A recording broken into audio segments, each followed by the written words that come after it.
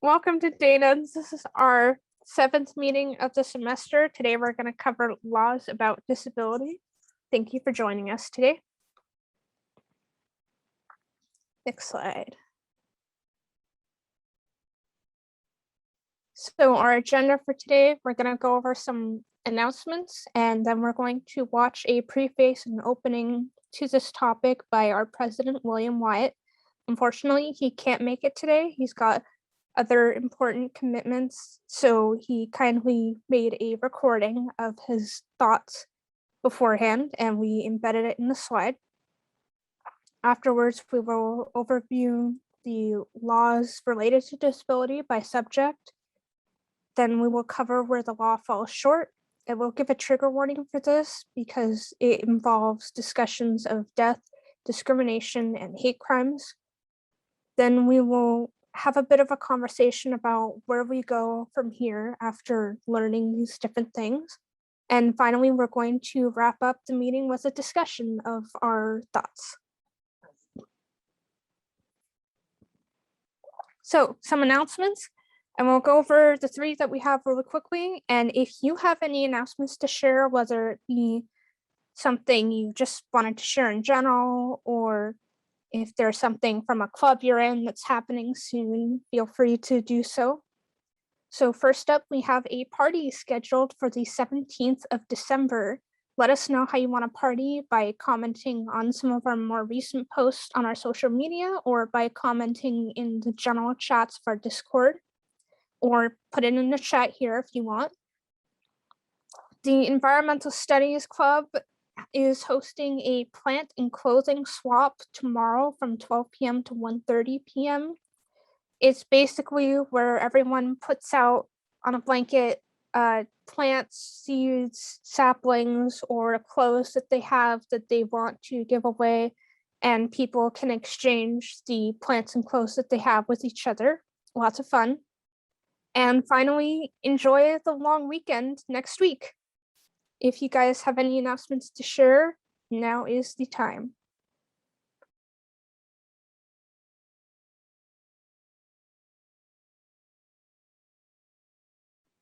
All right, now for William's video. Ryan, if you do the honors. Hello, members of the Disabled and Non-Disabled Alliance at Sac State.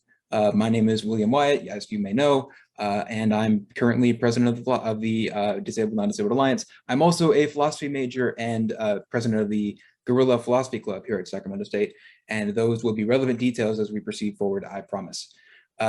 Today, I'm not able to make it to the meeting, but I do have a little something to share and to present that I hope will add to the discussion as we move forward. This meeting is about laws about disability and disabled rights, so it may be useful to, I think, have some more robust, like, conceptual talking points about this area of critique. So yeah, I'm going to be reading basically a thing I wrote, and then eventually posting that thing to the Discord server. I will be available thereafter to qualify, to explain, to elaborate on stuff if you would like. But for now, this is what I have, and let's just proceed forward. I'm going to be reading from it, so I'm not going to be making eye contact with the camera very much. Okay. I have to get on a train. College is fun. Okay, here we go. The paper is, the essay goes, Whence Rights? We'll see why. It's a fact about disability that, by definition, the world isn't built for us. I mean that literally. We're confronted with architecture and practices that fail to provide for us the way they do for statistically normal people, which is just what we mean by disability. We mean that we wouldn't be but for the circumstances. Were it not for the architecture and practices that don't accommodate us, we would still have the same conditions. I myself would be almost half blind, but those conditions wouldn't amount to disabilities. More saliently for some, many people throughout history and now have leveraged disabilities to straight up neglect and kill us. The world isn't for you, the maxim seems to be.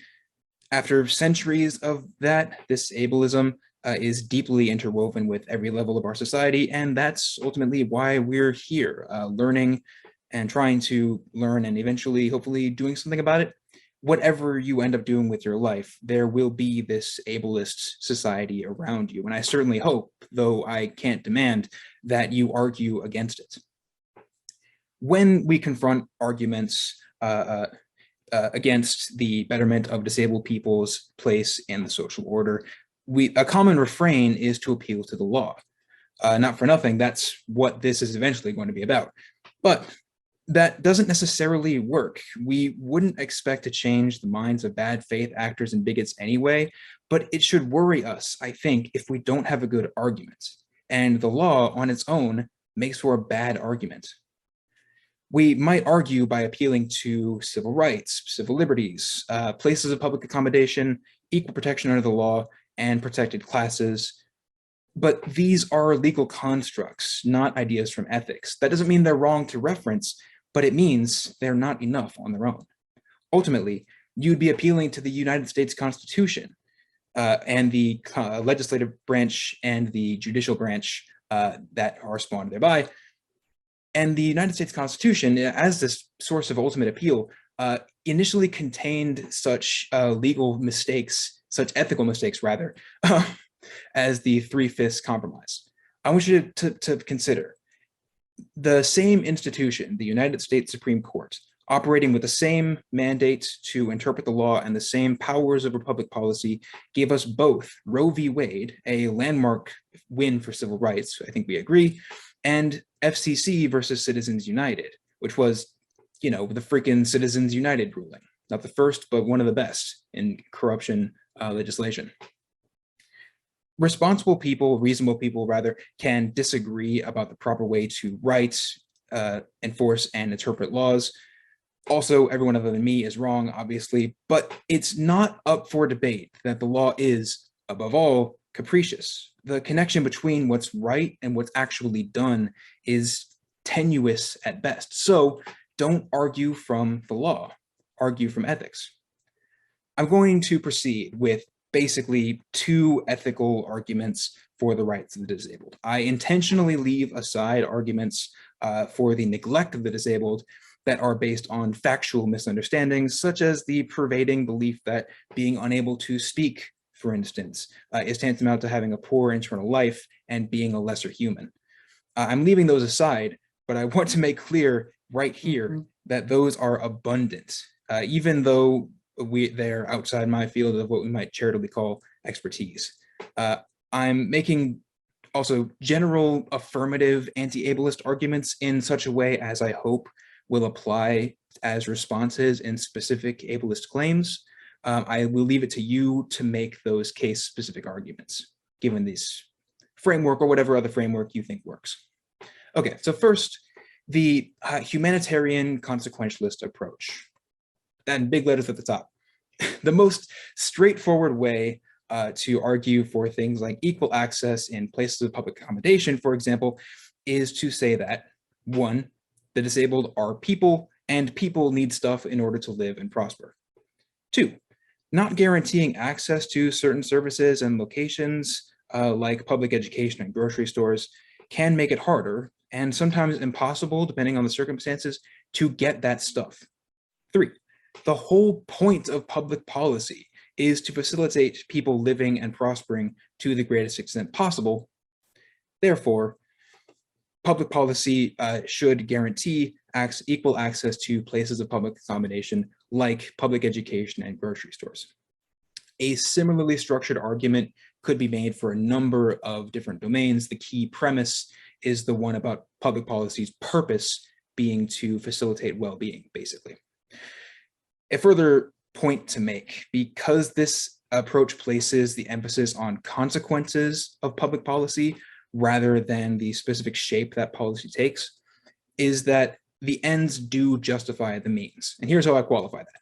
Frequently, we take that to be the claim of the totalitarian, whose means do themselves engender horrifying consequences, genocide and such.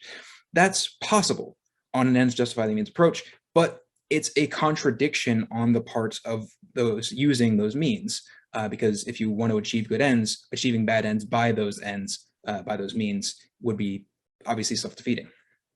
On my view, the effect of the means is part of the total consideration. The ends justify the means exactly insofar as the ends do in fact achieve those means after everything, including externalities, is accounted for. So perhaps the policy takes the shape of like low interest loans being made available to some businesses so that they can update their architecture with ramps and such, rather than having to close up shop. On top of the mandate that all businesses do that sort of thing, regardless of aught else. If that means shelving or giving up certain conceits we traditionally take to be ethical principles, I say so be it, as long as we do so in such a way that doesn't doom us down the line. I don't much care, for example, if the building where this pharmacy has set up shop is a historical landmark. Modify it so that people can use the stupid pharmacy. The consequentialist approach is get done what needs doing. And I should clarify that this is my personal approach to things. We're going to see an alternative later, but I don't necessarily speak for Dana or Sac State or frankly anyone else. This is my framework, my thinking, but I think it's good. What needs doing on this consequentialist approach, I say, is achieving the greatest possible well-being for everyone, where everyone very much includes the disabled. If we agree, and most of us do, that it's good when people prosper and bad when they suffer, then we will be committed to the advancement of disabled people's access and opportunity by whatever means make that happen. Again, that's my thinking. Here's the second part. The argument from fairness. This is more deontological rather than consequentialist, but that's not important yet. I said these wouldn't be responses, these arguments of mine, but I do want to note that a common refrain for ableists is the notion that accommodations, at least in some cases, amount to special treatment, and that this is unfair to the non-disabled and to the institutions expected to do those accommodations. What underpins this claim is just not a very sophisticated or robust conception of fairness. A better conception of fairness, and I'm completely stealing this from the 20th century philosopher John Rawls, that's R-A-W-L-S, if you haven't heard of his work, check it out. That conception of fairness happens to lend itself extremely well to the special protections and accommodations for the disabled. I want you to imagine that for the sake of this exercise. For the sake of this argument, rather. I want you to imagine that before you enter the world, you have to sign a contract about what society will be like. You don't get to change the laws of physics or anything like that, but you do get to shape public policy completely. If you don't genuinely consent to that contract, you're free to modify it. But here's the catch. Everyone else will have to consent to the same terms as well. You have to come to an agreement. Further, since you don't exist as part of the world yet, you don't have a place in it. You don't know whether you'll be born black or white, rich or poor, healthy or sick, abled or disabled. You know nothing of yourself, but you know a lot about philosophy and the sciences that will allow you to figure out very clearly what you'd like the human project to be arranged like once you're born into it.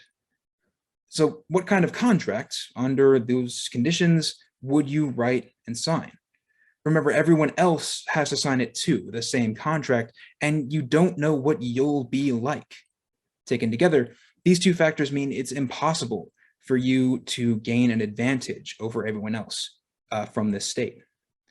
In other words, whatever social order you dictate from here must be fair, no advantages. Now, I don't know about you, but I would not be quick to agree to terms under which I might end up being denied medical care because I'm poor because I happen to have a body that proves incompatible with the workforce. I wouldn't sign a contract under which there's a chance I'll be raped on a college campus and find that the law has no way to address the injustice. I wouldn't co-sign on a world where I might not be able to get an education because my sensory functions aren't like the average kid's. I'd really, really hesitate to agree that a world is fair where some people are diagnosed with autism before birth and aborted solely for that reason. That could be me. It could be you. A world where these things can be prevented by public policy, but they're not, doesn't seem fair. This approach, where we imagine ourselves behind what Rawls calls the veil of ignorance, and determine what's fair in public policy by what we'd assent to if we didn't have any way of giving ourselves unfair advantages, is a good one, I think. It commits us to making use of special accommodations for the disabled precisely because on this view of fairness, everyone is unique, but none of us is special. Okay, closing remarks. We're almost done. I want to reemphasize that you're unlikely to actually convince anyone with good ethical arguments. And that's if you grant me that these are good ethical arguments. I don't know why you do that. This was a really perfunctory treatment of a lot of years of study that you could have undertaken instead. But the point is, this is politics. You're not going to convince anyone of anything that those people don't already believe. But I think it's worth your time to consider these ideas, and these ideas being consequentialist lawmaking and blind fairness. Keep them in mind because they form a loose framework by which we can evaluate the policies that you'll be looking at for the rest of the meeting and that you'll be living under for the foreseeable future. Being a conscientious citizen, voter, person, whatever, is, I think, largely about having a view of the law that is not contingent upon it. So again, I will clarify these are my ideas and maybe Rawls' ideas, but that you don't have to adopt them wholesale. And I'd encourage you not to, in fact, because that would be uncritical. But yeah, these are going to be loosely speaking frameworks by which you can sort of look at the rest of the policies and by which you can be a responsible citizen going forward and a responsible just person. I've already said that. So I'll clarify now also that, again, I'm going to be available to clarify these sorts of things, to continue to talk about the sort of philosophy behind the laws about disability. But for now, thank you for coming to my TED Talk. I am right now on a train to San Diego. College is fun. So yeah. All right. Thanks for listening to all that. I think that was a very good opening and mindset to enter this subject in. So next we're going to do a quick overview of the laws pertaining to disability by subject. So you might see a couple laws names repeated over and over. That tends to happen with the more overarching ones. So here we go. So first we're going to go over employment rights. I have the source here at the top. You can use that link at your leisure. I highly encourage investigating all of the sources we put on this slide on your own time. They're incredibly useful and much more comprehensive than the slides that we've thrown together. So the following employers are covered by the ADA, the Americans with Disabilities Act. These are private employers, state and local governments, employment agencies, labor organizations, and labor management committees. Those responsible for the enforcement of the ADA and the non-discrimination clauses are the EEOC, the Department of Justice, and occasionally the Department of Labor. The Department of Labor usually comes in when it comes to a Section 504 of the Rehabilitation Act violation. Okay. It is illegal to discriminate in the following employment practices: recruitment, firing, hiring, training, job assignments, promotions, pay, benefits, layoff, and leave, and all other employment-related activities. I will say that it is harder to catch discrimination in the act with recruitment and hiring, as well as job assignments and pay, because there are a lot of other factors that go into deciding those things, and you can't necessarily prove that you weren't selected for that promotion or you weren't selected for that job because of your disability. You'd have to find some sort of concrete evidence that is the case. Unfortunately, it is pretty common, but because it's so hard to catch in the act, there's often no way to prove it and it doesn't get pursued legally. And with the pay and benefits, I will say that unfortunately, under, I believe it's the Fair Labor Act, sub-minimum wage is allowed, and often disabled people do not get paid even minimum wage because they are paid through piece pay, where you do one piece of work and you get a set amount of money for that one piece, and you get more money the more pieces you do. This is often how immigrants are paid as well on places like farms. And it's actually a really nasty practice because you don't get paid the proper amount for your time and efforts on the job. You are only paid for what you do. And unfortunately, it is still legal. I remember Bernie Sanders did mention vowing that he would outlaw sub-minimum wage for disabled people during his campaign. I think Biden mentioned it, but he has not done anything about that yet. And one more thing on this topic, retaliation for asserting your rights about all of this is illegal. So if you get fired almost immediately after asserting your rights under the ADA, that is illegal. And there are various organizations that you can take your case with that will help you pursue them in court, such as Disability Rights California. Okay.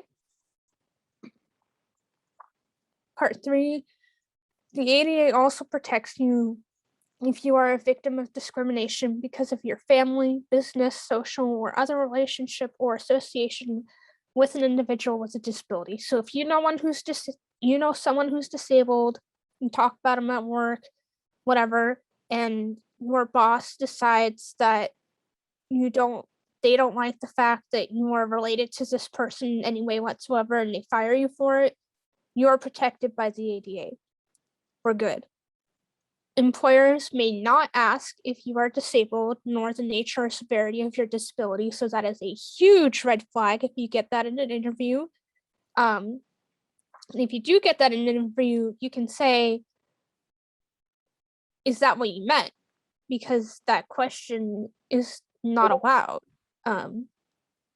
They can ask if you can perform the job with or without reasonable accommodation, and they may ask for you to demonstrate how you will perform the duties of the job with or without reasonable accommodation. But they cannot ask straight up if you are disabled, and they cannot ask straight up about your disability. The same applies to medical evaluations. Employers may not hinge a job offer on or retention of a job based off of a medical evaluation, and they cannot require you to take such an evaluation unless all other employees are required to do it due to the nature of the job. So if you are the only one that's asked to take a medical evaluation and they're like, oh, we're not going to offer you this job, or we're going to fire you because you didn't pass or you didn't meet the standards that we wanted to see, that is illegal. And again, there are organizations that can help you pursue that in court. Brian said, I'm glad I got lucky with my interviews. I tend not to mention my disability, nor do they. Yes, I do the same. So, huge tip, if you're looking for a job and you're disabled, don't put it anywhere. It sucks and it feels bad, but don't put it anywhere because you need to get your foot in the door first. And if they decide to discriminate against you based off of what you put on your resume or how you respond to their job application, there's no way to prove that they did it because you're disabled. So just don't put it anywhere. Leave it till you meet in person, or even if you're more invisibly disabled, wait until you're already hired and well established, and then bring up accommodations, and if needed, provide medical proof, right? Like a doctor's note or something. Like get your foot in the door as far as you can, and then reveal your disability. It really sucks. It really does. It's such a pain, but that is the best way to get hired, because you have no way of telling if they will decide to discriminate against you, and you have no way of proving that they did if they do. So Yeah, I guess for me, like I don't mention it at all. It's just because it's not like kind of like related to the job. It's not really like worth to kind of say like even when I don't even have a job yet. But like I know like I got offered from Cal Fire, and I'm kind of asked them about the reasonable accommodations, and like I think that's fine. Like for me. yeah, as an ally, this is so sadly eye-opening. Yes, Amanda, it is. And even as a disabled person, it's sadly eye-opening, because like if you live most of your life not needing to work, if your family is fairly financially well off, you don't have to worry about a job or anything.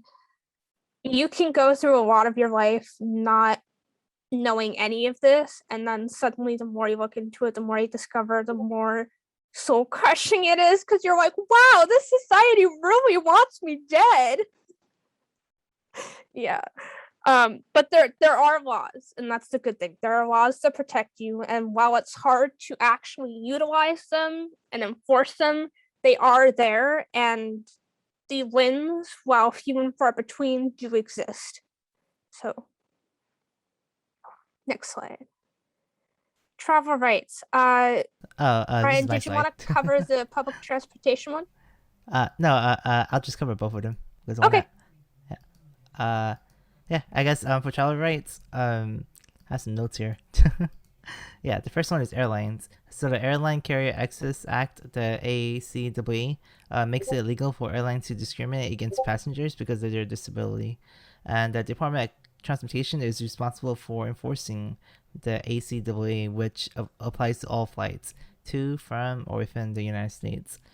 These kind of examples include wheelchair or other guided assistance to board the plane and connect to the other flights. For me, like from my experience, a staff member will always like help you kind of get to your connected flight. Yeah, they'll just kind of like show you where to go. And for me, like since I'm in a wheelchair, they have like a wheelchair for me, and I can just sit in there, and then they can just take me to the to my connected flight. But like if you're not like physically disabled, then they will like also help you. They'll guide you. The next one is seating accommodations assistance that meets passengers' disability related needs. So like for me, like I can't walk or stand, and I don't have like any strength to transfer myself. So I guess like the staff members help me like transfer into like the airplane seat. They have like an aisle seat, like an aisle chair, and that kind of helps them bring me to my seat, which is like really helpful. And also like if you have to use the restroom and you're not physically able to walk to the restroom, they'll use that aisle seat and bring you to the restroom as well. Assistance with loading and storing assisted devices. So for me, I use a power wheelchair, and I was able to bring my power wheelchair to places that I go to, like Japan, like Korea, and I guess the flight to Japan was over 13 hours. But like somehow I got really lucky and my chair just didn't break. Like a lot of different airlines are completely different. Like enough for American Airlines, like they just put my chair like along with the luggage. But for Asiana Airlines, they have like an entire like container for my wheelchair, so it's not really directly next to the luggage, which kind of decreases the risk of like breaking my chair. But I know that this does happen a lot. Like I remember a story where like a power chair that's kind of like built for this like person, and when it broke, they couldn't get it replaced, so they ultimately just kind of like suffered, was a lot like in pain because of that, and it really sucks when your wheelchair breaks and you have no other option. Moving on Moving on. to public transit. Under the ADA Title 1, public transit agencies cannot refuse to serve people with disabilities and must provide them with reasonable accommodations. Reasonable accommodations just include things like in buses and trains, there will be stop announcements. So whenever a stop announcement happen, whenever stops happen, the operator will announce it. And it's for people with visual impairments where they can't see where they're going or can't see the stop that they're going. And also they must like announce to kind of, so like if you're like using the ramp, they'll kind of announce it like outside in case like things happen.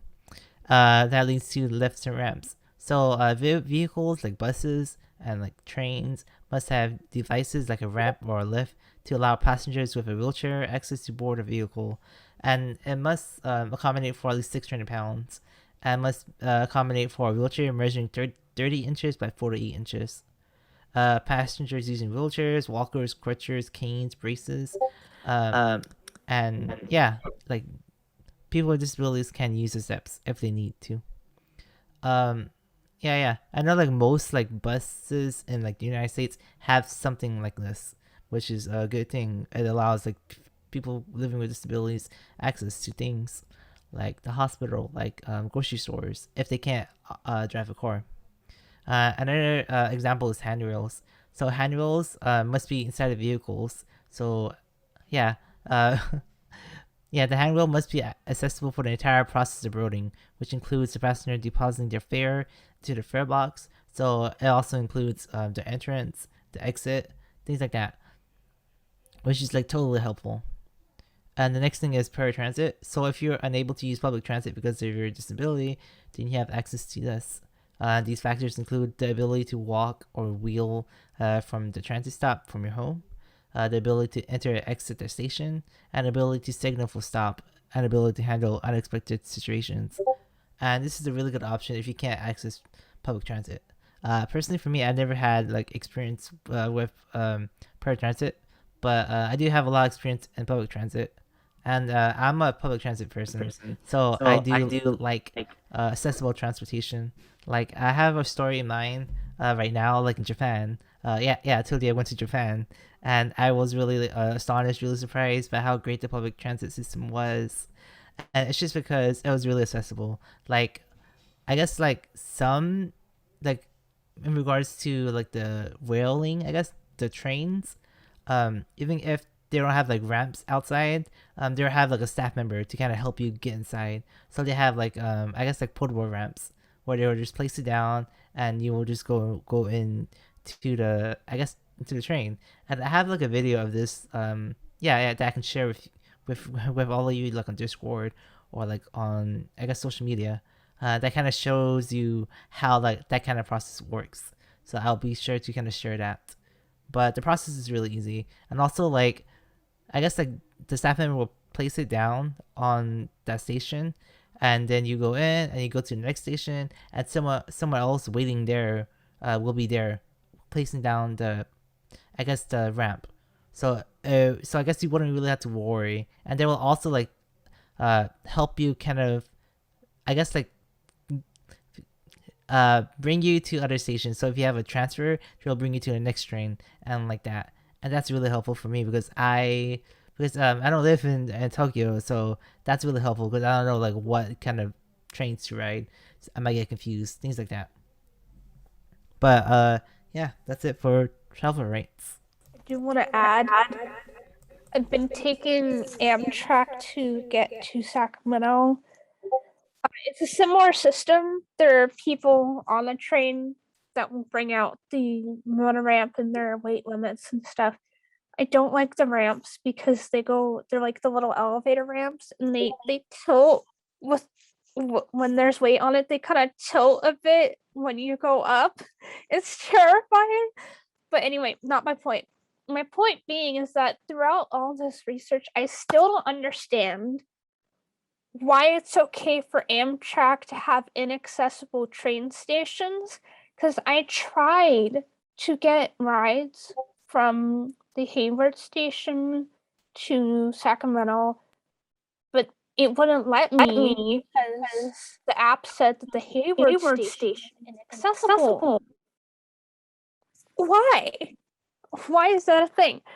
I still don't get that, and I need to look more into that because it confounds me, and there's no answer for it. So, hooray. Okay, you can go to the next slide. Sorry, I had to put honestly, that up there that 'cause kind of reminds me of like New York City.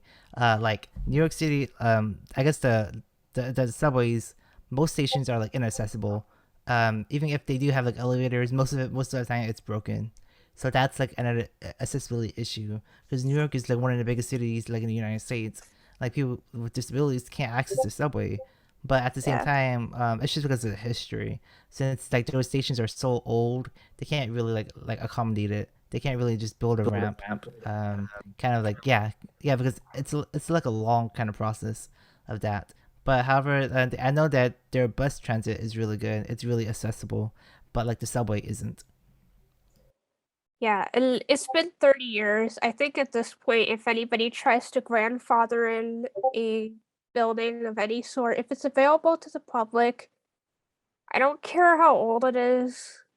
I don't just make it accessible. If you have to tear it down to do that, I don't care, tear it down. That is my attitude at this point. I am at my limit with inaccessible buildings and stations because at this point, what are you doing?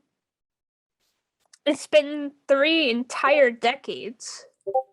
So yeah, anyway. So on that note, housing. This is probably the topic I hate the most because it's the area that has the most private property. And because it's private, it doesn't quite apply to not all of the laws quite apply to it because most of the laws cover public areas. Rightly so, because the public should be fully accessible. But the thing is that most houses are private property. Oh yeah, that's okay, Amanda. Yeah, we'll see you later. Oh, it's already 7:44. Oh, we gotta go fast. Okay. So most housing is private property, so a lot of it doesn't apply to the ADA Section 504 or the Fair Housing Act and any other federal state laws that outlaw discrimination in housing. Generally, the Fair Housing Act applies to a broad range of persons and entities, including public housing agencies, property owners, landlords, housing managers, real estate agents, brokerage service agencies, and banks. So someone trying to sell you a house cannot deny you the sale because you're disabled, but they don't have to make it accessible for you or anything. And that's the problem because not everyone who is disabled can afford the financial cost of making a house accessible, like shown in the picture here with the ramp.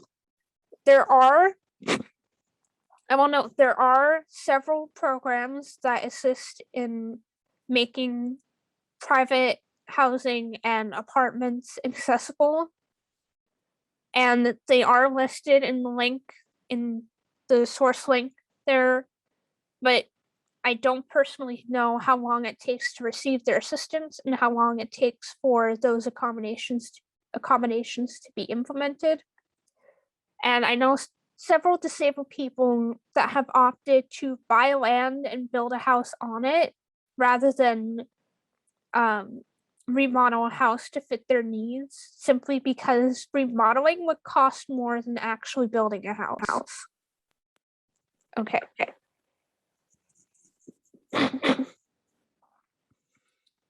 And then last topic is medical rights. We have a fact sheet there listed for you.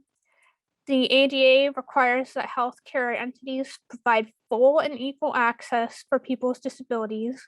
This can be done through reasonable modifications of policies, procedures, and practices, effective communication, which includes providing interpreters, and physically accessible facilities. Healthcare agencies that are run by the state and local governments are covered under Title II of the ADA, while healthcare organizations run by private businesses such as Kaiser or nonprofit organizations are covered under Title III of the ADA. So essentially, you cannot get away with being inaccessible or discriminating against disabled people if you are in the medical field at all, because it covers everything. The ADA covers everything. So if somebody tries to pull that bullcrap on you, don't take it. It is illegal. Which is hard, easier said than done, especially if you are the one advocating for yourself and you are sick. It's very difficult. But do know that it is within your rights to not be discriminated against in any medical environment. I do want to mention a term, a DNR, that is a do not resuscitate order. It's often offered to the elderly, terminally ill, or disabled. It is a legally binding document that tells medical professionals to not save you if your body starts to shut down. This is an oversimplification of it, but that is the gist of it. It is not uncommon for DNRs to be coerced onto disabled patients who don't actually desire them. So I want you guys to know this term so that you're aware of what it is, how it's phrased, and you can spot when somebody's trying to push it on you when you don't actually need it. So if somebody tells you to sign a document, and that document is about do not resuscitate orders, if you want to be saved, don't sign it. Okay. So where the law falls short. There are several issues, many of them actually, and unfortunately it lends to horrific outcomes. Next slide. So despite these protections in the law, there are still many, often lethal gaps where people fall through and can't get back out again. Reasonable accommodations are often defined by the non-disabled entity, and they're often in the framework of how much it would cost. So they aren't necessarily focused on including you, they're just focused on how to get around the law. Definition of disabled independence is often narrowed by biases and discriminatory precedent. It is still common to find cases of forced sterilization, unjust imprisonment, conservatorships, which can dictate medical care, finances, and ability to marry, and being stripped of the right to vote, all due to being declared incompetent by people who are not actually informed of what competence looks like in your case. They just look at you and think, you're incompetent, you don't need any of these rights, we're gonna have somebody else dictate your life for you. As mentioned earlier, housing rights do not apply to private housing properties for sale on the market, as in you will have to pay for any accommodations after obtaining the property. It is fully on you to make it accessible, not on anybody else. There are still issues with forced sterilization of children, and as I mentioned earlier, DNRs and medical discrimination. The impacts of this ableism are multiplied when combined with racism, fatphobia, transphobia, homophobia, xenophobia, etc. The medical field is a fucking nightmare for anyone who is not a straight, white, skinny, able-bodied, mentally well male citizen. Yeah. Continued private transportation companies like taxi services, Uber, and Lyft can get away with not having accessible services because they tried. They will have an option to designate that need, as in, I need a wheelchair accessible van. That's an option in their app. You select it, you call for a vehicle, but they don't have it because accessible vans are few and far between, and many people who have them might not be willing to be an employee of these services. And drivers are drivers reserve the right to refuse transportation to any of the people that they are called upon to take. So people with wheelchairs or service animals often get ghosted because they say, oh, I don't want the tires dirtying up my car, or I don't want to deal with this, or I don't want fur on my seats. And then finally, the onus of enforcing these laws falls on disabled people because there is no specific agency that monitors the compliance of these laws. And it requires them to know their rights, but not the landlords or employers or medical professionals or architects that are being held to these laws. I've heard from people, professionals in these fields themselves, that they haven't heard about any of these disability rights laws in the context of their field, which is extremely concerning because they should know. They need to know if we want these laws to actually work. They don't learn these things while in school or training, so we have to know them, and we have to fight them when they don't believe us. And when push comes to shove and the only option left is to take them to court, who's going to support the financial aspect of that? You have to take to the public or to organizations, and you might not even be guaranteed that support. And especially if they go to a news organization and frame us as petty and trying to squeeze money out of them by dragging out the issue, when in reality, they're the ones who aren't following the laws. Okay, now you can go to the next slide. Yeah, you're welcome, Marie. This is an example of a case recently, very recent, where the law was not enough to protect this person. She is not alone. She is not the only person to have gone through this. It's just the most high profile and recent case. And Gracia Figueroa, a disabled activist who died from medical complications due to United Airlines destroying her custom-fit wheelchair. United Airlines fought with her for months, overpaying for the cost of a new chair, and by the time they finally agreed, it was too late because she developed pain sores and ulcers and all of these other nasty things from being stuck in the wheelchair that they gave her rather than her custom fit one. And by the time they finally agreed to pay for the new chair, her ulcers and pain sores and pressure points had already been infected and spread through the rest of her body, and it was too late. And this is where the law isn't enough, because if the law was constructed properly, the airline would have never been able to get away with fighting with her over this, and she would have lived. And the irony is that this happened on her way back from Washington, D.C., advocating for airlines to be held more responsible for destroying people's wheelchairs. It's a very sick and cruel story, but important to know.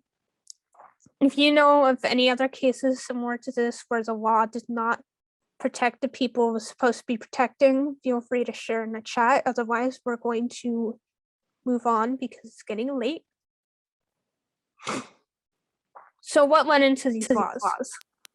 Given how these laws are made to protect us in a society that actively wants us dead, our community, in cooperation with other oppressed communities, have paid for these laws in blood, and I mean that literally.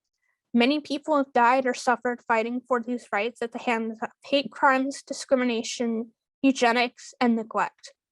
This makes it all the more imperative that as many of us as possible, disabled or not, fight tooth and nail to protect and expand these rights, because there are people out there who will do everything they can to undermine or eliminate these protections. There are Democrats that voted against the ADA, like recently. There was this addition to the ADA, I think in 2008, and there were like 12 California Democrats that voted against it. I'm like, I get being a Republican and voting against it because there's that myth that the ADA is bad for small businesses, but a Democrat? Really?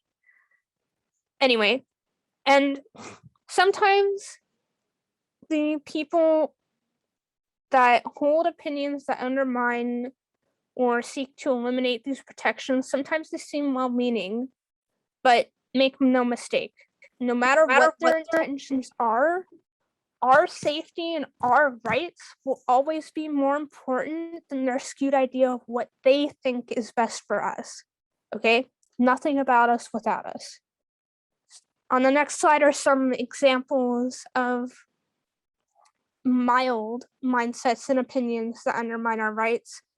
Viewing ADA lawyers as predatory, thinking the ADA hurts small businesses, thinking we should keep sterilization for the sake of the parents of disabled children, believing in mercy killings, discounting the need for opioids when dealing with chronic pain, being more likely to believe someone is faking disabilities than actually having a disability, thinking that the responsibility of accommodation should fall on individual disabled people, thinking it's okay to ask for your medical history when you're not a healthcare provider, thinking all disabled people cannot work, or worse, are just being lazy and need to stop mooching off the government, being more prepared to support cures or assist suicide programs rather than assisted living programs, defending outrageous prices for medical devices and medicine by saying the supply demand of the market justifies it, and believing that some disabilities are intolerable and the person who has them must be institutionalized for their sake and society's sake,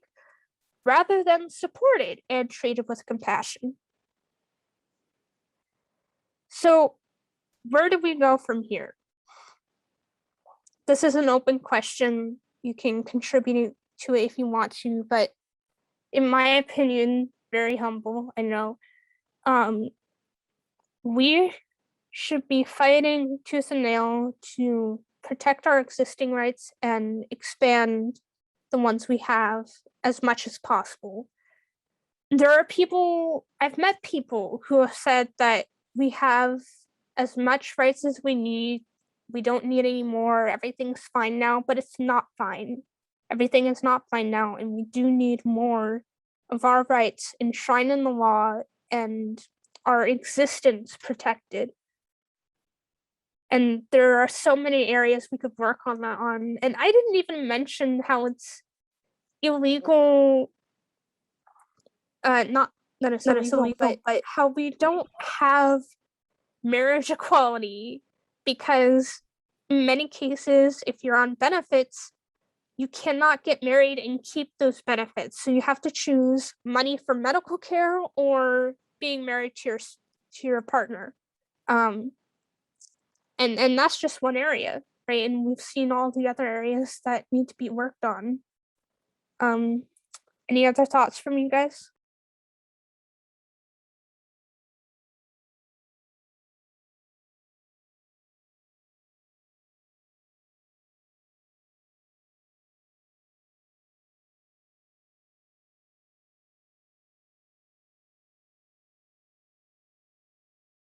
Okay, so open discussion time. I don't have any optional prompts this time because there's a lot to kind of sit with and think about. If anyone's uncomfortable unmuting themselves or putting something in the chat. And I want to read something that Marie wrote earlier. I appreciate these slides because it's helpful to do your rights within these settings. It's also helpful for me as a future medical professional to know when I can advocate for disabled patients and clients. So thank you.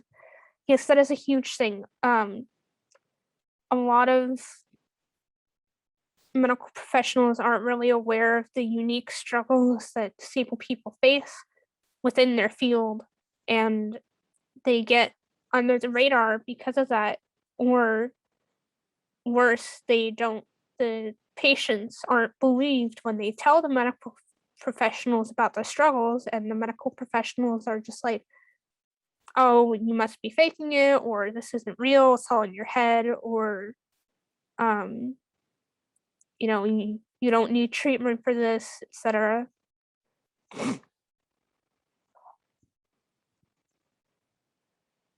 Yeah, I guess like something I want to add is that I guess like public transit has to be better. And like in the essentially like in Sacramento there's this light rail, and essentially you still like need like staff helpers. I want to live in like a city where there's just roll in. You just roll in yourself and don't have to ask for help or anything like that. That'd be very helpful like in a city. Yeah, if they could have like automatic ramps that come out when they park, because they already park to line up the ramp with the platform. So if they could just come out automatically, that would both save the driver some time, and it would also allow disabled people to get on at their leisure rather than relying on somebody to notice them and pull out the ramp. Yeah, and also like I really hear stories of like the bus operators not wanting to help disabled people, and I guess like if you're using a wheelchair, some of them don't even stop like for them or don't even help them. Yeah, and there are bus drivers that don't stop for people in wheelchairs because they don't feel like putting out the ramp for them. Like that is a thing that happens. They're not supposed to do it, but it happens anyway, right? So if we could make that more automated so that it's less like the room for discrimination is lessened, and people can get on independently. I have to head out. Thank you for sharing this important presentation. Yeah, have a great night. Here, Brian, go to the next slide real quick. If you want to screenshot this is how you can get connected and information about our next 2 meetings. Thank you so much for attending. Thank you. I took a screenshot. Have a great night. You too. Have a good one. Bye-bye. Yeah, and with that, we're already over time anyway, and there's just us 2 left. So I think we can stop the discussion there. And all right, thanks everybody for attending. And if you are watching this recording, thank you for keeping up with our meetings. Our next and final official meeting is on December 3rd in 2 weeks' time at 7 p.m. Pacific time. We will be discussing consent and intimacies, which includes caregiving, offering help, and sexual relationships. On December 17th, we're going to have an end of semester party, and be sure to share what you want to do for that and your opinions on that on our social medias and Discord. We hope to see you there. Get connected with the QR on the left, and have a good night.